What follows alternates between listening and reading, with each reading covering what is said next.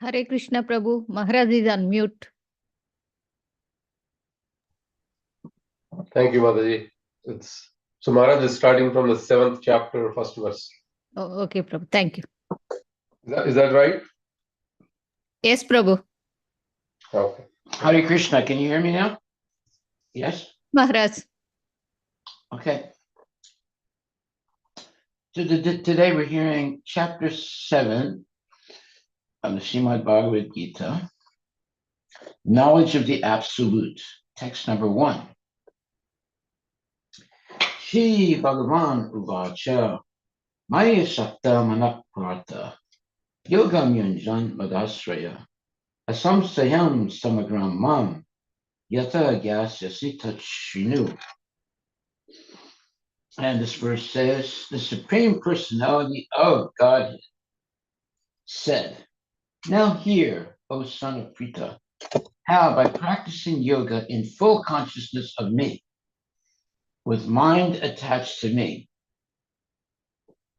you can know me in full, free from doubt. Well, that's very good. You can know me in full, free from doubt. Very good. Purport by His Divine Grace, A.C. Bhaktivedanta Swami Srila Prabhupada. In this 7th chapter of Bhagavad Gita, the nature of Krishna consciousness is fully described. Krishna is full in all opulences, and how he manifests such opulences is described herein. Also,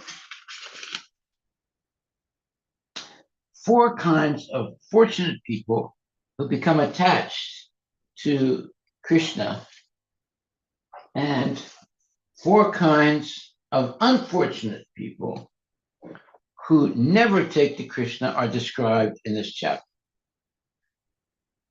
In the first 6 chapters of Bhagavad Gita, the living entity has been described as non-material spirit soul, capable of elevating himself to self-realization by different types of yogas. At the end of the 6th chapter, it has been clearly stated that the steady concentration of the mind upon Krishna, or in other words, Krishna consciousness, is the highest form of all yoga. By concentrating one's mind upon Krishna, one is able to know the absolute truth completely, but not otherwise. Impersonal Brahmajyoti or localized Paramatma realization is not perfect knowledge of the absolute truth because it is partial. Full and scientific knowledge is Krishna, and everything is revealed to the person in Krishna consciousness. In complete Krishna consciousness, one knows that Krishna is the ultimate knowledge beyond any doubts. Different types of yoga are only stepping stones on the path of Krishna consciousness. One who takes directly to Krishna consciousness automatically knows about Brahmajyoti and Paramatma in full. By practice of Krishna consciousness yoga, one can know everything in full, namely the absolute truth, the living entities, the material nature, and their manifestations with paraphernalia.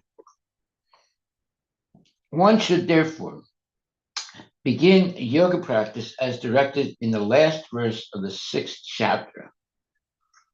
Concentration of the mind upon, the concentration of the mind upon Krishna, the Supreme, is made possible by prescribed devotional service in 9 different forms, of which Shravana is the first and most important. Shravana means hearing. The Lord therefore says to Arjuna, Tat Shrinu, or hear from me. No one can be a greater authority than Krishna. And therefore, by hearing from him, one receives the greatest opportunity to become a perfectly Krishna conscious person.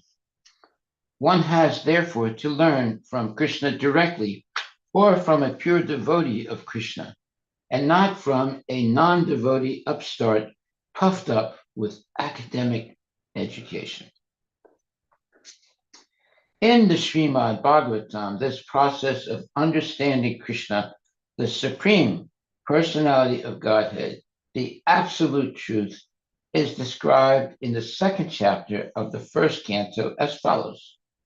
Shinvata Swakata Krishna Punya Shravana Kirtana Hridyantaksto Hibadrani Vidunoti Suhitsatam Nastapraesu Abhadresu Nityam Bhagavata Sevaya Bhagavati Utamasloke Bhaktir Bhavati Naistiki Tadarajastamo Bhava Kamalobastarchaya Lamalobas La Kama Lobastayaschaye Cheta Itaranabhidam Stikvam Sattve Prasidati Evam Prasana Manaso Bhagavad Bhakti Yogataha Bhagavad Tattva Vijnanam Muktasangasya Jayate Vidyate Hridaya Grantis Siddhyante Sarva Samsaya Shiyante Chasyakarmani Justa Evatmanishware.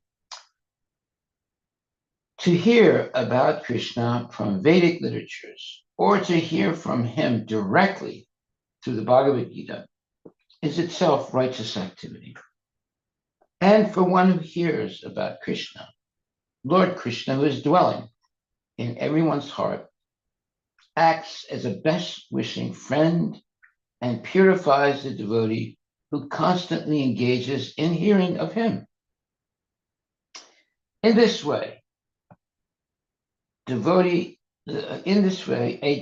naturally develops his dormant transcendental knowledge as he hears more about Krishna from the Bhagavatam and from the devotees. He becomes fixed in the devotional service of the Lord.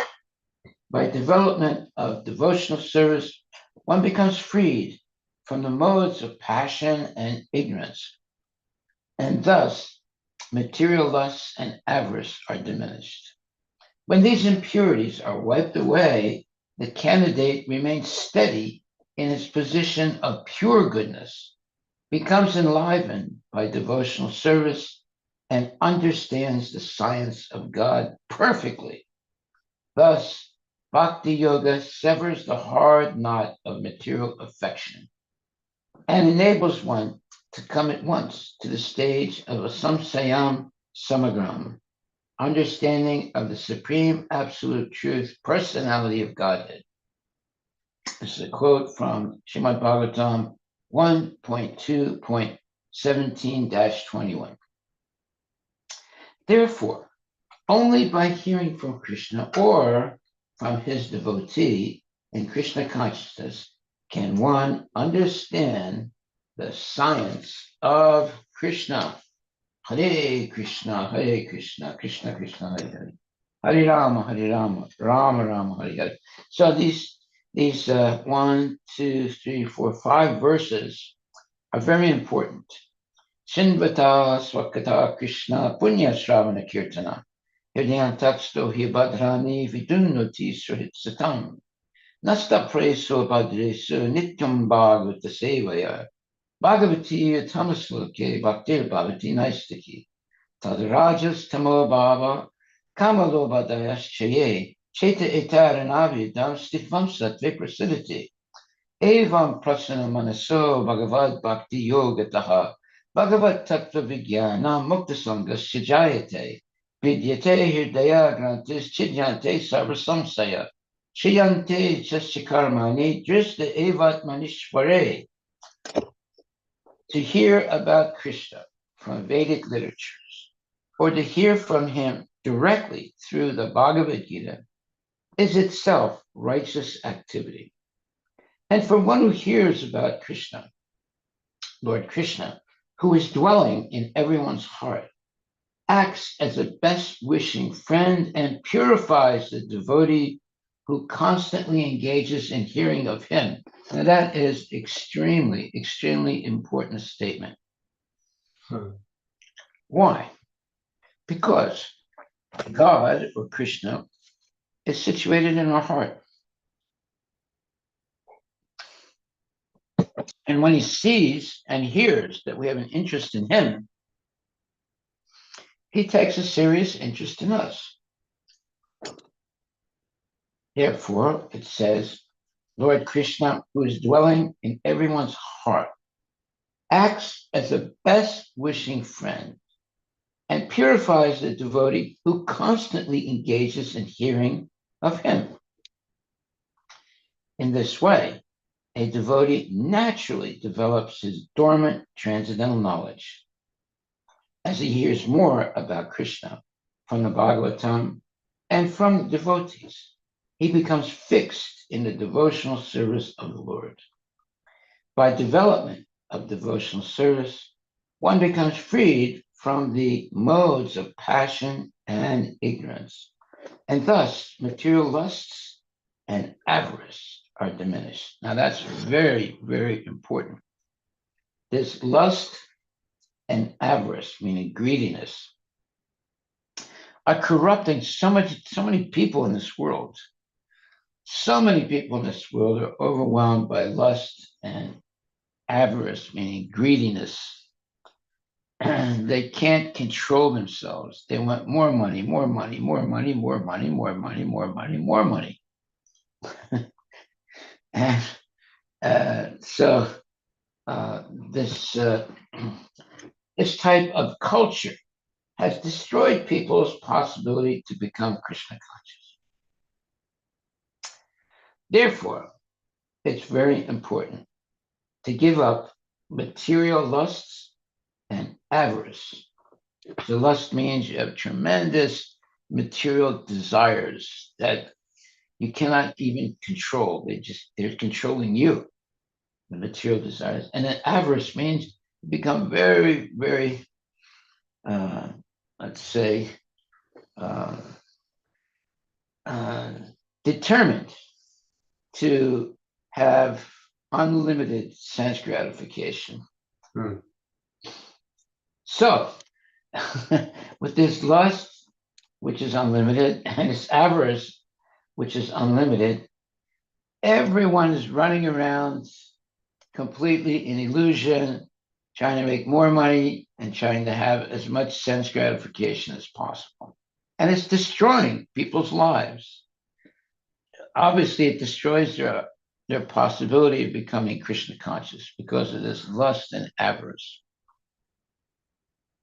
When the impurities are wiped away, the candidate remains steady in his position of pure goodness, becomes enlivened by devotional service, and understands the science of God perfectly.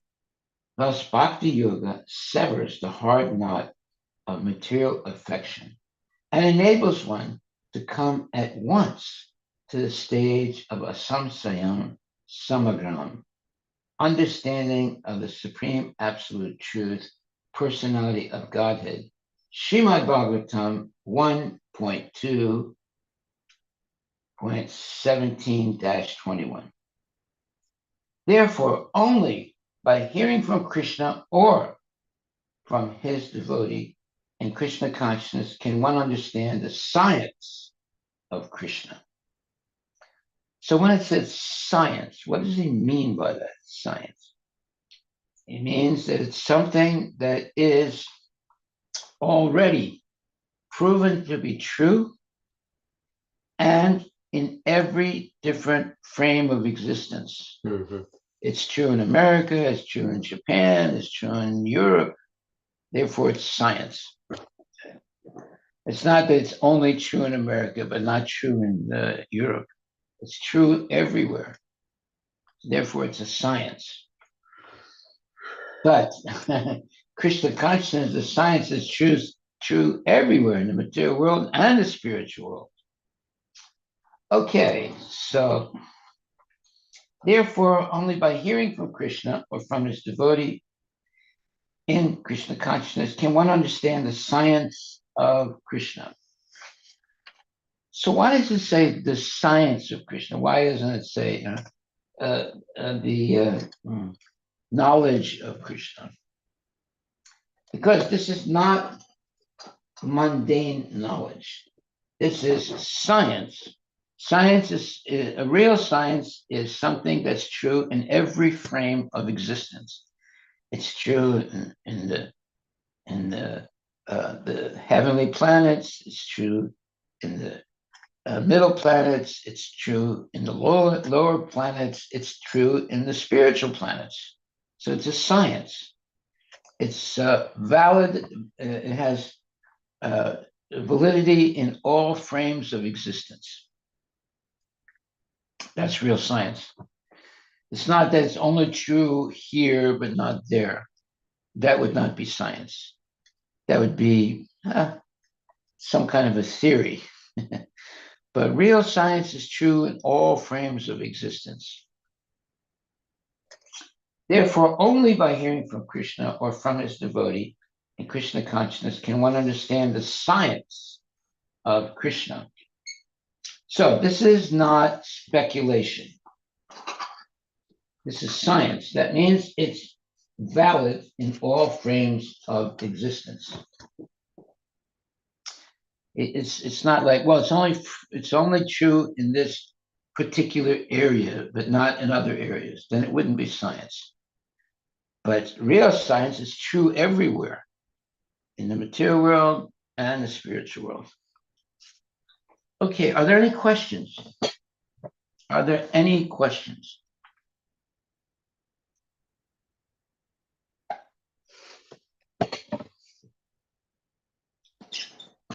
Something that is scientifically validated means that it is true everywhere. If it's only true in one certain frame of existence or one certain area of existence, well, it's not exactly science. Yeah, it might be true in one place, but if it's not true in other places, it's not science. It's a theory.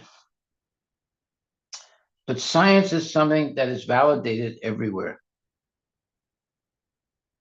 And why don't you look up the definition of science? Mm-hmm.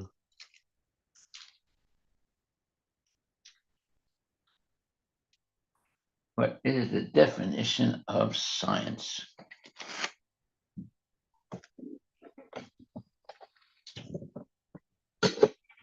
Science is the systematic study of natural world through observation, experimentation, and analysis. It involves forming hypotheses, testing them through experiments, and developing theories and laws based on empirical evidence. Science seeks to understand and explain natural phenomena through logical reasoning and scientific method. So that's their definition. What's their second definition?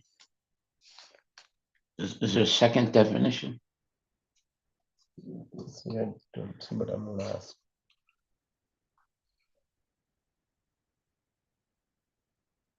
So, in case of Oxford Dictionary, it is science is the systematic study of the structure and behavior of the physical and natural world through observation and experiment. Merriam-Webster, science is a knowledge or a system of knowledge covering general truths or operation of general laws, especially as obtained and tested through the scientific method. Cambridge Dictionary, science is the careful study of the structure and behavior of the world, especially by watching, measuring, and doing experiments and developing theories to describe the results of these activities. Well, they're touching on somewhat what science is. So Aristotle's view is science is the body of reliable knowledge that can be logically and rationally explained. Mhm. Real science is the absolute truth that's true in every frame of existence. On the higher planets, on the middle planets, in the lower planets, in the spiritual world, and in the material world. That's real science.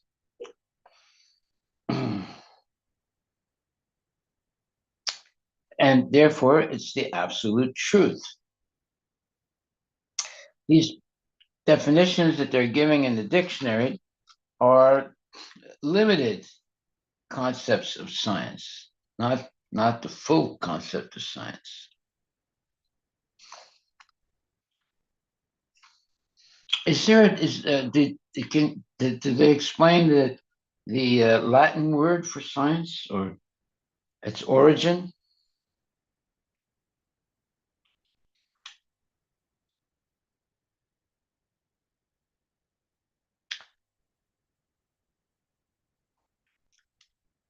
I mean, science it's what does the word mean in Sanskrit, for example, or Latin, for example?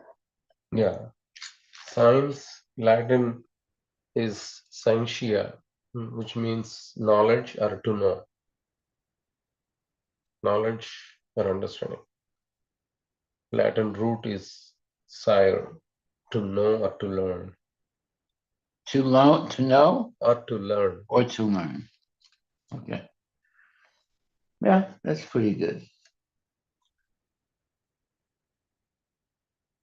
In Krishna consciousness, we would say that science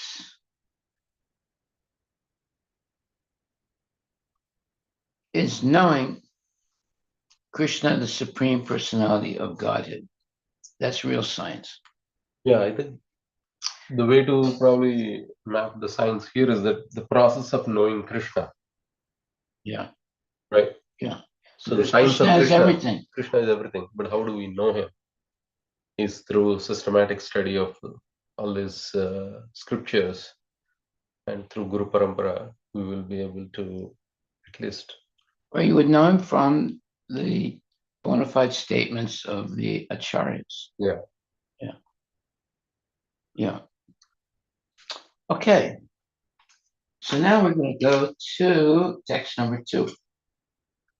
We have some time.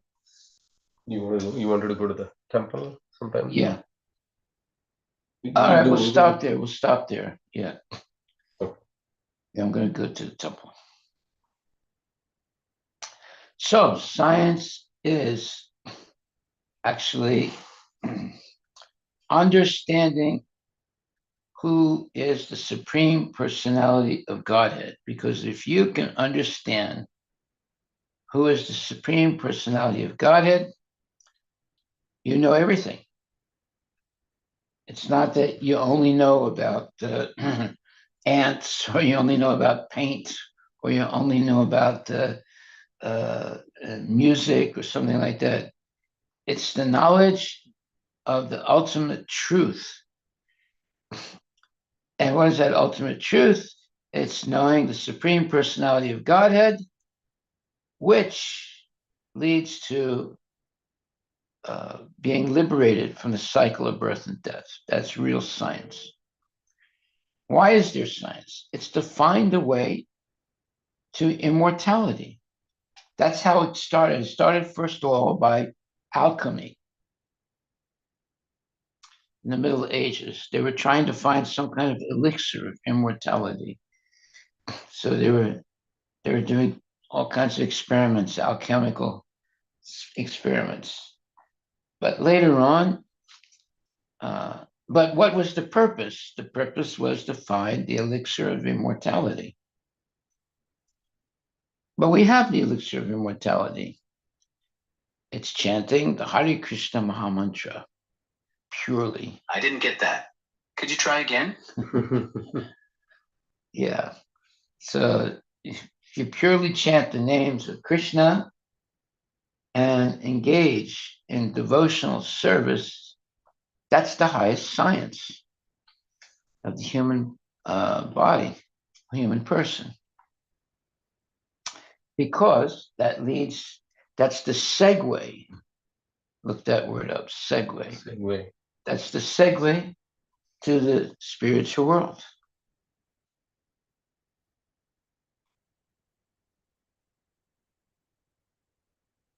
What does that say, segue? Segue is a word that means a smooth and uninterrupted transition from one topic to another topic. Got the next second definition.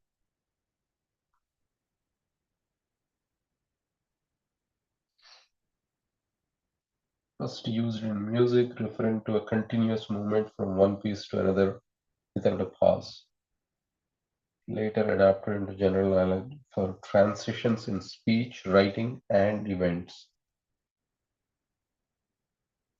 Derived from Italian word segue, meaning it follows. Yeah, so it's the path back to Godhead. That's what the big meaning of it is. It's the lead, what leads you from the lower levels of Krishna consciousness to the highest levels of Krishna consciousness. It's a segue. Yeah. Okay, so we'll stop there. If any of you have the energy and curiosity, come to the temple now. We're going to chant every night. Yeah, so Maharaj wants to start a little early. So all the Nitya Haripriya Prabhu, Adidev Prabhu, anybody that is also regularly coming to the temple, please join sooner. Maybe a few minutes, 10 minutes, 15 minutes before 8 o'clock. Okay, We'll be there. let's, Hare Krishna. let's go.